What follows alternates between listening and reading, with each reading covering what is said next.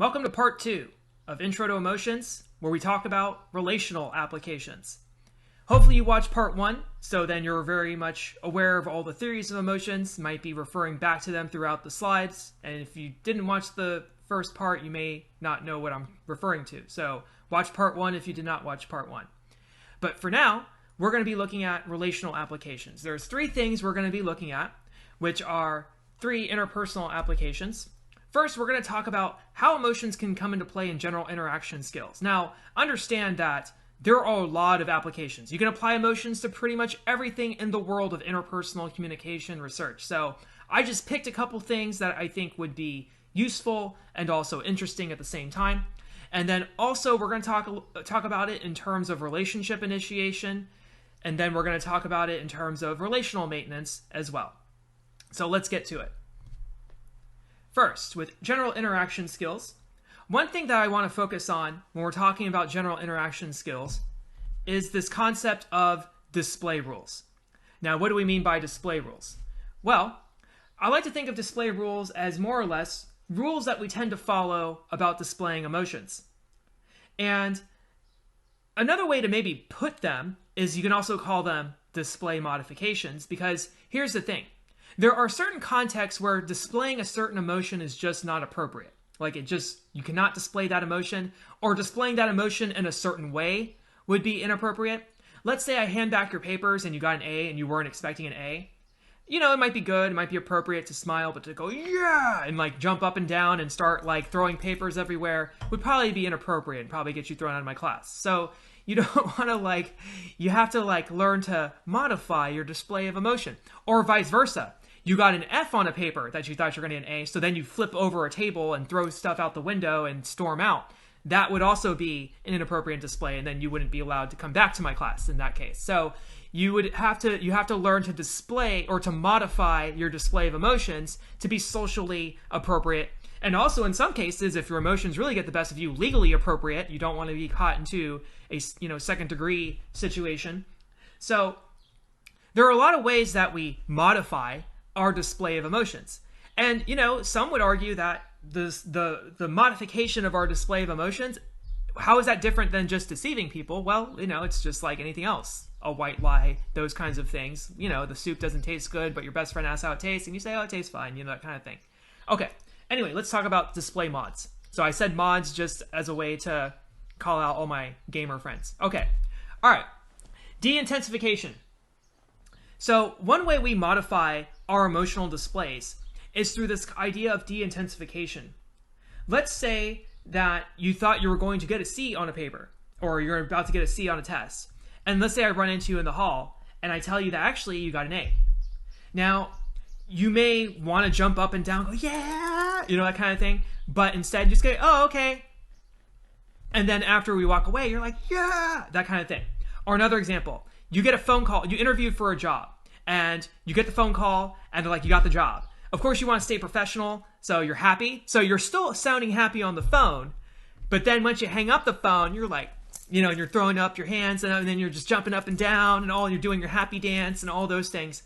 So de-intensification is all about you feeling the emotion, but you're taking it down several notches for social reasons. That's de-intensification. So you're not denying the emotion, you're not changing the emotion, you're just simply changing the degree in which you feel the emotion for the sake of public display.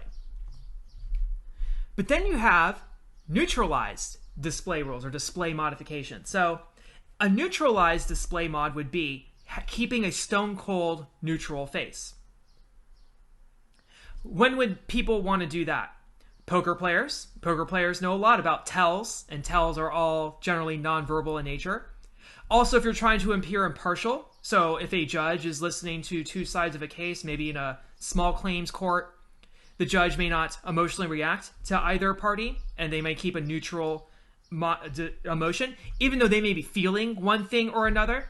So they're feeling something, but they've neutralized it entirely to where you cannot tell if they're feeling anything at all.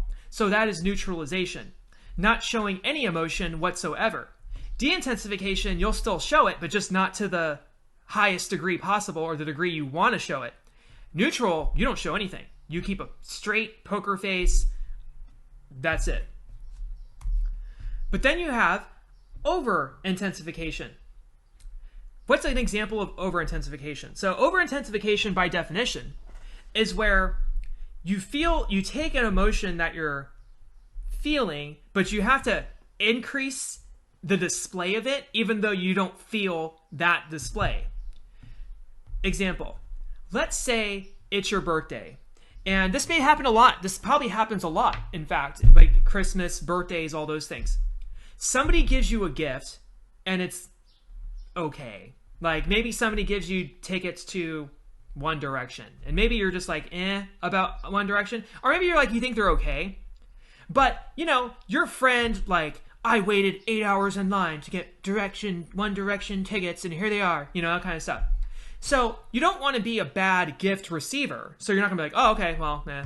So you have to act happier. So you're like, oh wow, that's really cool, thank you for One Direction, yeah, okay. So over intensification is all about you have to exaggerate how you feel about the emotion to seem appropriate. So you have to act surprised when something happens, when maybe you're just like a little bit surprised. You have to act really happy when you're only just like, it's okay. But that's that. Okay, so over intensifying, you have to seem really, wow, that was amazing, good job, Johnny.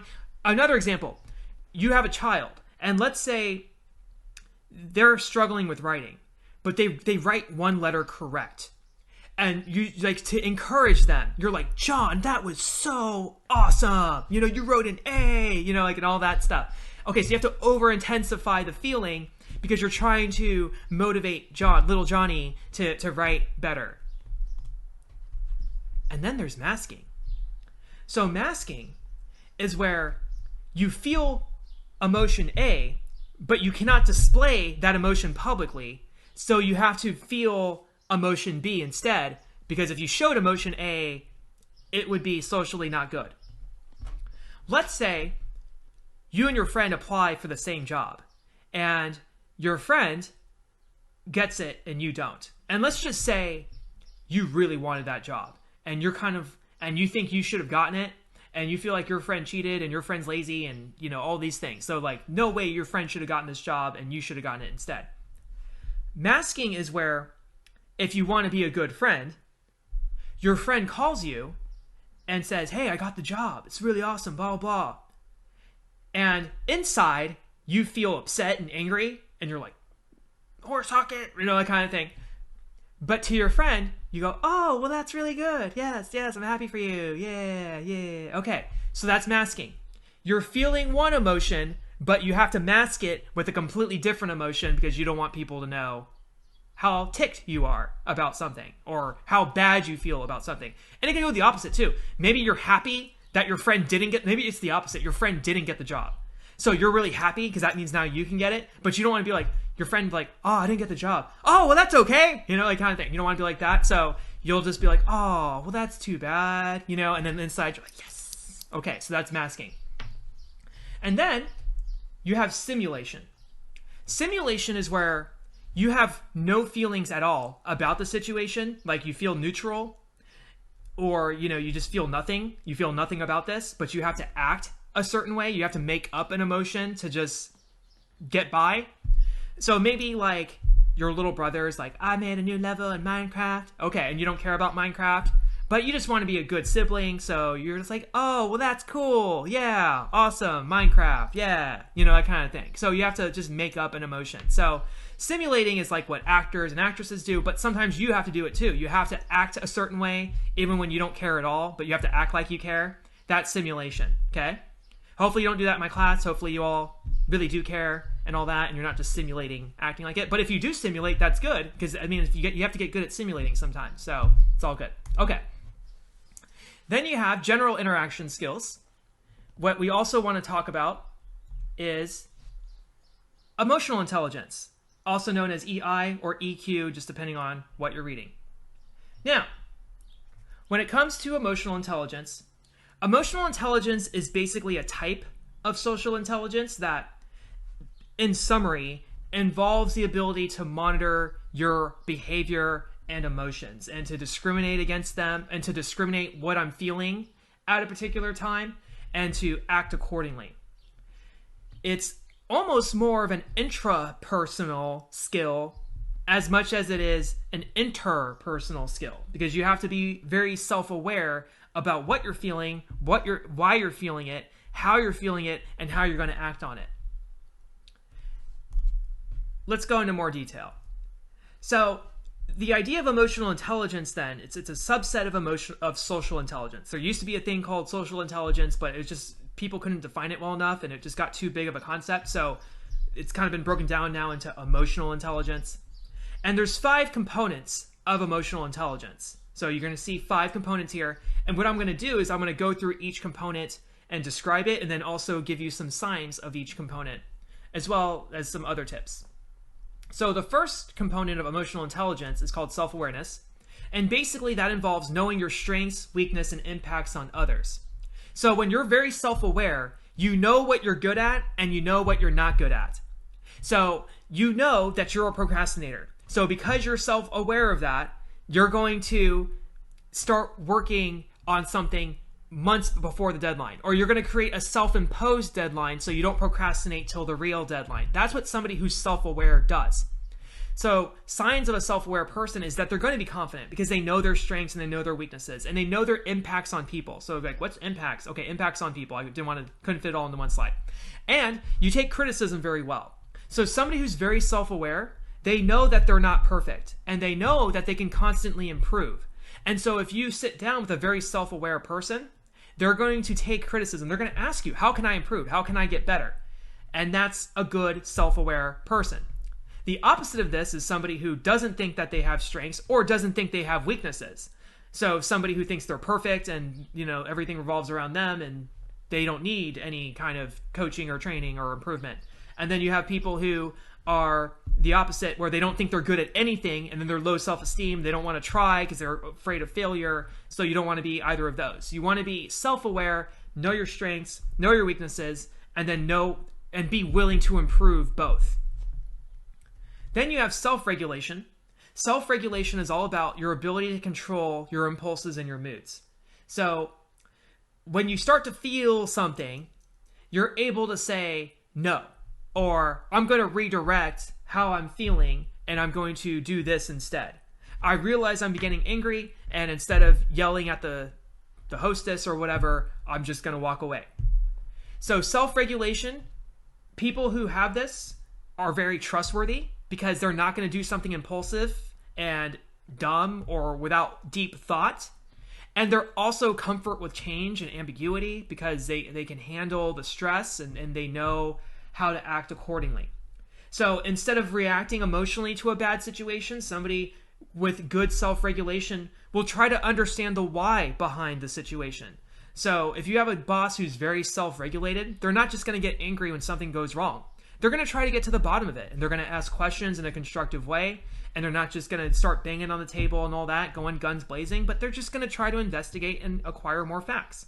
That's a good, well, self-regulated boss. Then you have motivation. When we're talking about motivation, these are people who have a passion for work and achievement for its own sake. These are people who want to be the best because they just want to be the best. They don't care about money or anything else. Those are all side results of being motivated. And people who are motivated have lots of energy. They're willing to come to work early. They're always up for a new project, up for a new task, and they're those really crazy optimistic people. It doesn't matter what the situation is. They're always ready to roll, and they always look at the bright side of things. They might annoy you because you're like, why are you always so happy? That kind of thing. So that's motivation for those are people who are very well motivated. So a manager who maybe sees bad results at a company, instead of just blaming people and saying, well, it's this person's fault or it's that person's fault and all this stuff, they say, okay, what can I do to make the company better? And what's a vision that we can come up with that we can all rally behind, and let's go. Let's just get this thing fixed. Let's not point fingers. Okay. Then you have empathy. And empathy is basically being able to understand other people's emotions. So because you have a deeper understanding of emotions, hopefully through the previous lecture and this one, you're going to be able to understand why people feel a certain way about things and what they're feeling and what they may be going through. And you're also very considerate in your decision making. You're not just somebody who just does things impulsively or without regard for other people. Now, when somebody who's very good at being empathetic, I'm going to move myself over here. I'm going to move myself to the corner. Yeah, what's up? Okay. Anyway, somebody who's very empathetic is going to be an expert in attracting others and being very sensitive to differences. So, somebody who is empathetic will also be good at things like intercultural interactions, where maybe somebody's not getting the response that they want, but instead of just saying this person's rude or this person's mean or this person isn't interested, they go, wait, what are some of the cultural factors that are at play? And how can we use those to maybe understand where this person's coming from? And then maybe try to talk to them that way. Use it from that perspective. And then lastly, you have social skill. Social skill is basically your ability to communicate with others. More specifically, the ability to build rapport and the ability to move them in desired directions. So somebody with good social skills is going to be persuasive. They're going to be somebody who you talk to and you're just like, man, I'm really motivated by this person. I really see where this person's going. I like what they're saying. And you're a good networker and you know how to build teams and you're not afraid to say hi to others and you're not afraid to go out there and meet new people. So somebody with good social skill is going to have that's going to be part of good emotional intelligence, because it doesn't make sense if you understand emotion and you understand yourself, but then you don't apply that to your actual interaction so it can be on display for other people and make their lives better as well. Now, emotional intelligence does increase with age. We do know that there's an association with that. And some of this is stuff that goes on in your brain. Self-regulation, self-awareness, like especially self-regulation. You feel a trigger and, stuff starts moving and all that. And you have to train your body and your mind to not be so impulsive to your emotions, to not be a slave to your emotions. It's like Star Wars. Like, Anakin or Obi-Wan said to Anakin, be mindful of your thoughts, right? So be mindful of your emotions and don't let them control you. Meditation's a good way to improve your self-regulation. Training, being in scenarios that would evoke a certain emotion and learning how to act in those scenarios is important. So head knowledge does help. Doing these lectures helps, but to get really good at emotional intelligence, you have to practice and be put in situations where you have to feel something and then react to it. So the more you do that, the better you'll be at emotional intelligence. Now let's talk about the second application, which is relationship initiation. With the relationship initiation, we're going to start talking about emotional contagion. So what do you mean by emotional contagion in the age of pandemics and such? Well, here's what we mean. When we're talking about emotional contagion, we're talking about a concept of the stimulation of emotions between two or more people, okay? Now, there's two different types of emotional contagion. There's similar versus complementary. The idea of emotional contagion is that me having an emotion causes you to have a specific emotion. That's emotional contagion in summary. When you have similar emotional contagion, my similar emotion is going to elicit a similar emotion in you. So if I smile at you and it makes you happy because I'm happy, then that's emotional contagion that's similar. So my smile makes you smile. My laugh makes you laugh. You ever been in a room where somebody started laughing and next thing you know, everybody's laughing and nobody knows why? That's emotional contagion.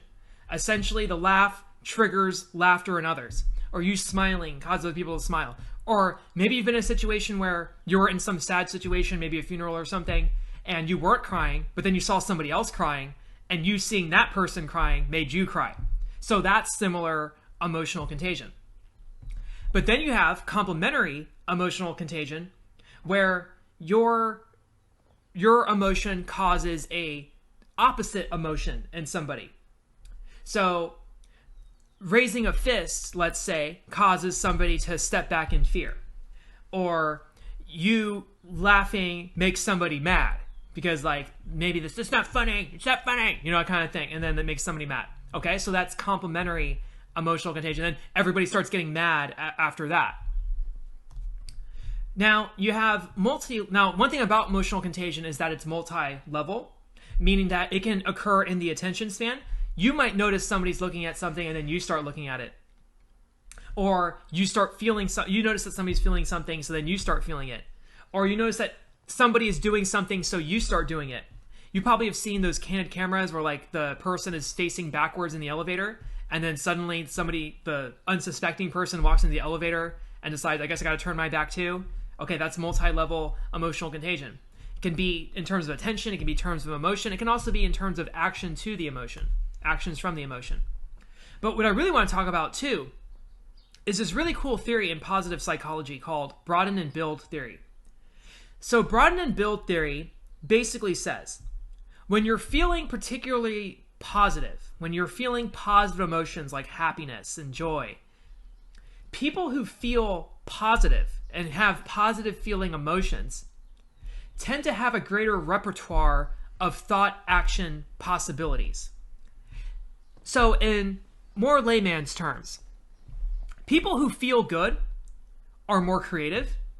They can have more attention. They have greater attention spans. They have greater curiosity, and they're more social because they feel good. So this is in contrast to feeling negative emotions like fear or stress, where the fear and the stress is going to hurt your creativity and lower your repertoire of actions because you're so focused on surviving that you're not thinking beyond just survival. So in terms of interpersonal interactions then, if you want to improve your interpersonal interactions from an emotional level, broaden and build theory would say you need to start sparking yourself into having positive emotions when you go out, because that's going to increase your creativity when you're interacting with people, because you think more creatively when you're happy and you're more open when you're happy. And when you feel those emotions through emotional contagion, so now everything's coming together. Through emotional contagion, you make other people feel that way. They feel more open, they feel more happy, and they're going to be more opening to you. So this idea of how you feel doesn't just affect you, it affects others in terms of how you interact with others as well. Another aspect in terms of relationship initiation, this is very shallow relationship initiation, by the way. We're not going to talk about love and all those things. We're just talking about initial interactions, essentially, is this idea of shyness. Now, we have all probably have felt shy before.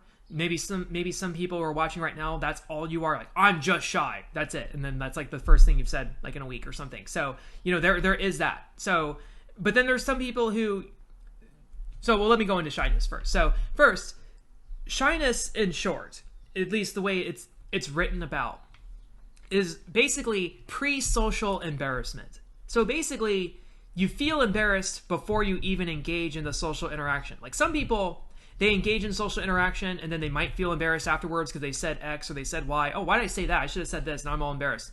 When somebody's shy, before they even open their mouths, they're already embarrassed. Like they already feel embarrassment. Before they haven't even done anything yet, and they already feel embarrassed. Now, this embarrassment can also lead you to feel anxiety because you feel embarrassed and you feel anxious because it's like, oh, well, I'm already embarrassed. And now people are looking at me and people are trying to talk to me. And it's all very just, it's fear, that kind of thing. Okay.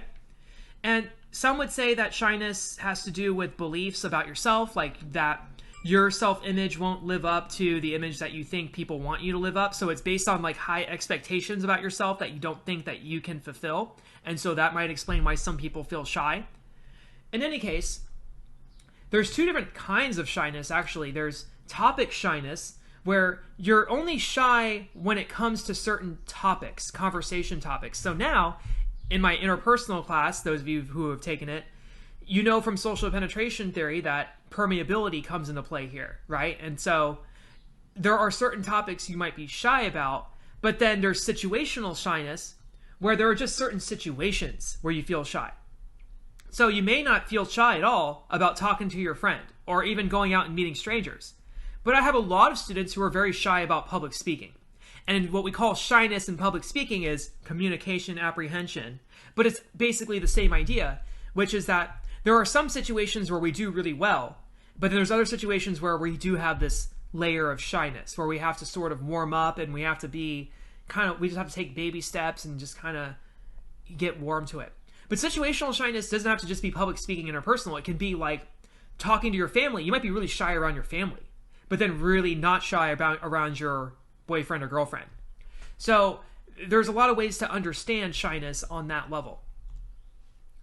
But one thing that we do know about shyness is that shy people do face challenges, that if you have people observe shy people interact with non-shy people, shy people often are rated not as positively, because it's kind of thought as, them not being open, them not being flexible, and all those things. So they do have that working against them. But shy people do well online. Shy people do report satisfactory relationships online and often better social outcomes online. So that's why a lot of shy people are online. And that's okay. That's okay. That's one of the good things about online communication, is the idea of this does give an outlet for shy people who are more reticent about going out face to face.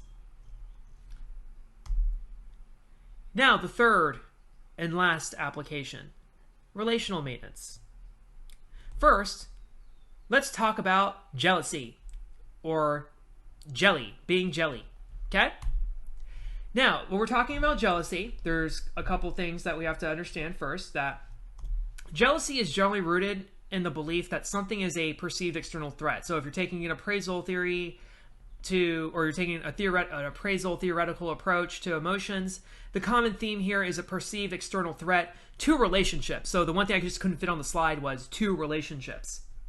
So the thing is, and we'll talk about this later, is that jealousy isn't just about romantic relationships. Now, that's your classic example, is that, somebody's hitting on your man or somebody's hitting on your girl, whatever, okay? The thing is, in terms of emotions, if you're taking a discrete emotions approach, jealousy is just a mix of anger and fear at the same time. So the feelings, the systems of anger and fear are working together to make you fearful that you might lose your loved one because so-and-so is talking to your person, and you got to do something about it, right? Okay, so that's perceived external threat. And then you have reactive jealousy versus anxious jealousy. Oh, okay, so there's two different kinds. So reactive jealousy happens when you know that your partner has engaged in some kind of act of perceived infidelity, okay? So this is you finding out. Like, this is you seeing the film or the tape or whatever and all that. But anxious jealousy is more or less a feeling of distrust and suspicion that leads to rumination. So rumination just basically means thinking of scenarios.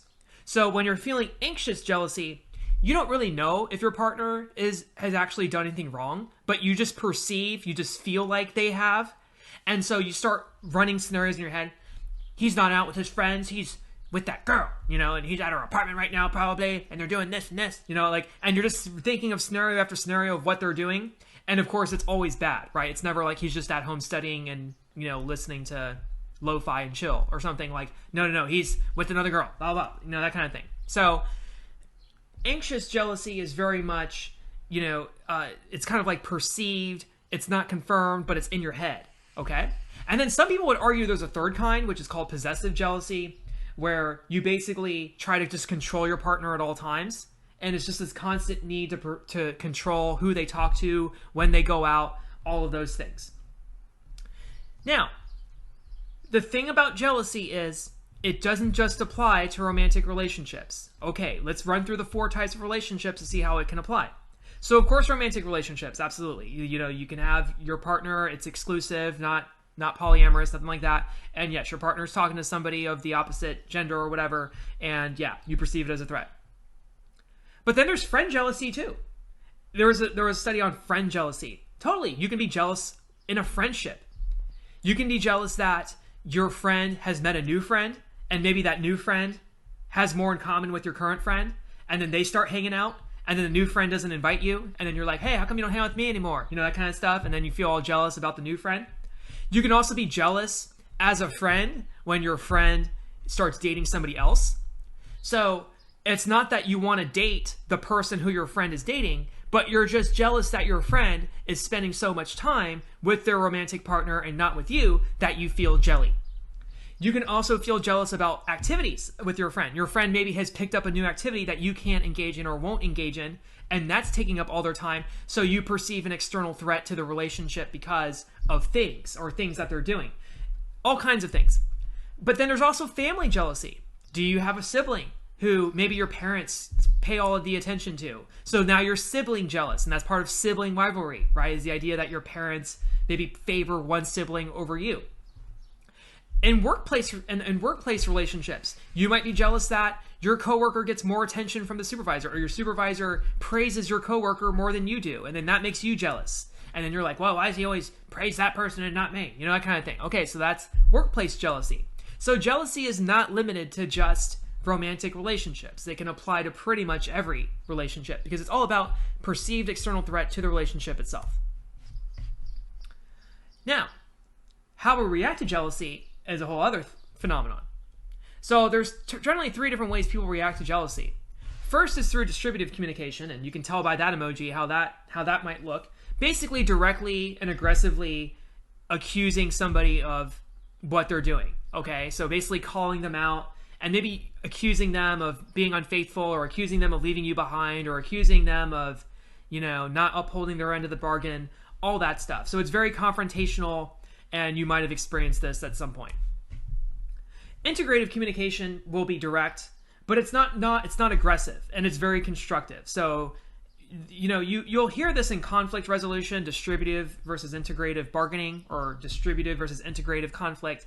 So integrative communication is all going to be about looking for common ground, trying to get to the bottom of the issue constructively, and reaching a new level of understanding and agreement about the third party, whoever that is. And then there's the third way sometimes people handle jealousy, which is through negative affect expression, which is maybe just another way of saying passive-aggressive behavior. So maybe acting anxious all the time, being passive-aggressive, maybe making remarks that don't accuse the person, but maybe makes the person think, oh, you're with that person again? Oh, okay. You didn't accuse them of anything, but you're just kind of like, but by your remark, it's very passively like swiping at them and their commitment to the relationship. So that would be negative affect expression. But overall, we've looked at 3 interpersonal applications. We've looked at general interaction skills, so we've looked at display rules and emotional intelligence. We've looked at relationship initiation. We've looked at emotional contagion, broaden and build, and also shyness. And then we've also looked at relational maintenance. We just more or less focused on jealousy, but that's okay because that is an emotion, and it's an emotion that drives a lot of passion in both people in the relationship for sure. So some final thoughts.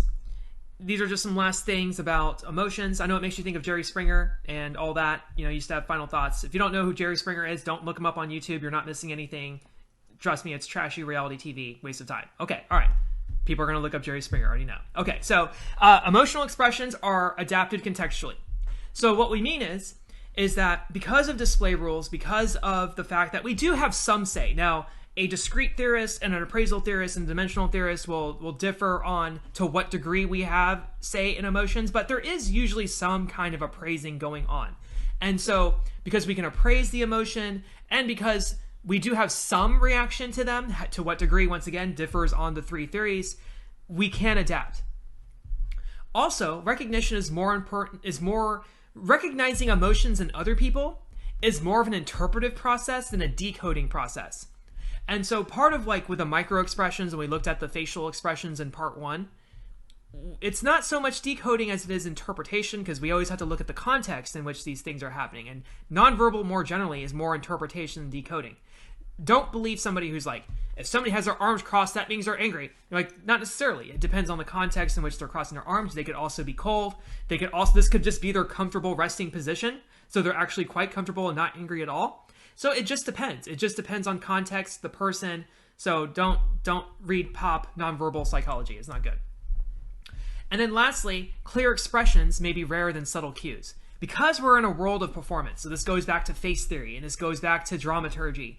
Because we're in a world of performance, we may not always say directly how we feel. Now, I know it's like that John Mayer song, say what you need to say, all that stuff, but the fact is, being direct sometimes is hard for people because it may be face threatening, it may be for themselves or for the other person.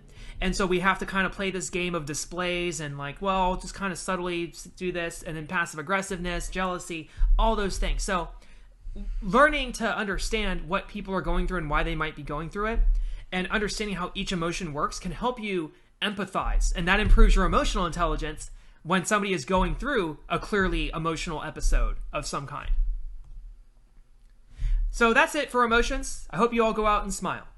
We need more of that because Broaden and Build theory says if you smile and you're positive, you're going to be more creative and happy, and you'll make other people happy too. So smile.